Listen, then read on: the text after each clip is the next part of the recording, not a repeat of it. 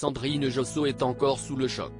La députée à l'Assemblée nationale affirme que Joël Guerriau l'aurait droguée à son insu alors qu'il passait une soirée au domicile du sénateur de Loire-Atlantique.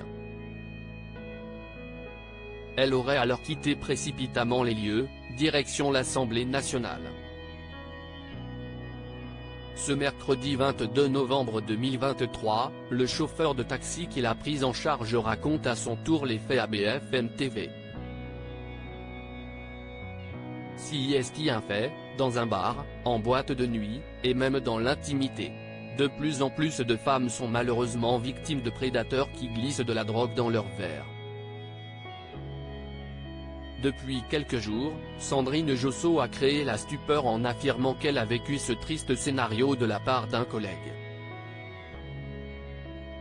Elle accuse le sénateur Joël Guerriau de l'avoir droguée à son insu le mardi 14 novembre 2023, afin de commettre une agression sexuelle par la suite. La députée a brisé le silence à la télévision, en racontant le déroulement de cette soirée. Sandrine Josso explique s'être sentie mal après avoir bu une coupe de champagne, des palpitations, des sueurs l'ont alertée, comme elle a expliqué dans cet avou. Elle aurait aussi vu Joël Guerriau remettre un sachet blanc dans un tiroir sous le plan de travail. Des prélèvements ultérieurs révéleront la présence d'ecstasy dans son organisme. À plusieurs reprises, Sandrine Josso s'est estimée sauvée par le taxi qu'elle a pris ensuite, comme le rappelle BFM TV.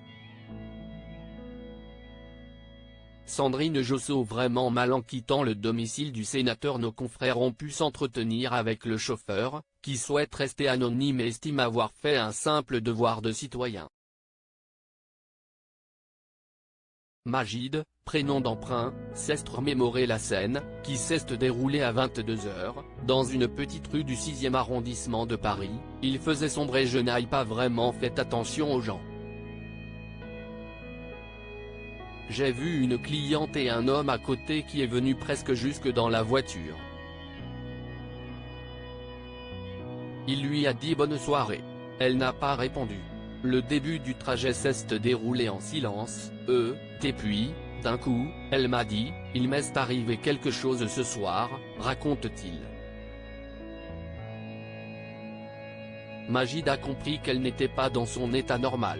Il a alors conversé avec la députée pour la maintenir éveillée. Je lui ai immédiatement proposé de la conduire chez un médecin ou à l'hôpital, mais elle m'a dit qu'elle avait prévenu des collègues qui l'attendaient à l'Assemblée. Sauf qu'une fois arrivé près du Palais Bourbon, Majid s'est inquiété de ne voir personne attendre sa cliente. Je lui ai dit que je n'allais pas la laisser toute seule sur le trottoir dans cet état-là, que j'allais attendre avec elle. De toute façon, elle n'était pas en capacité de sortir du véhicule, précise-t-il.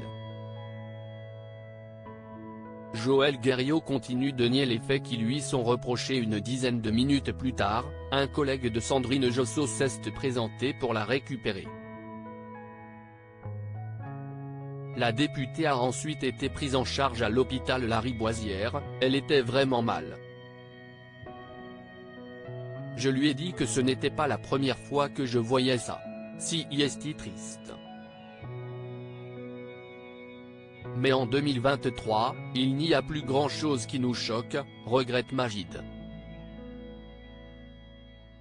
Joël Guerriau, lui, plaide l'acide via son avocat et nie en bloc les accusations de Sandrine Josso.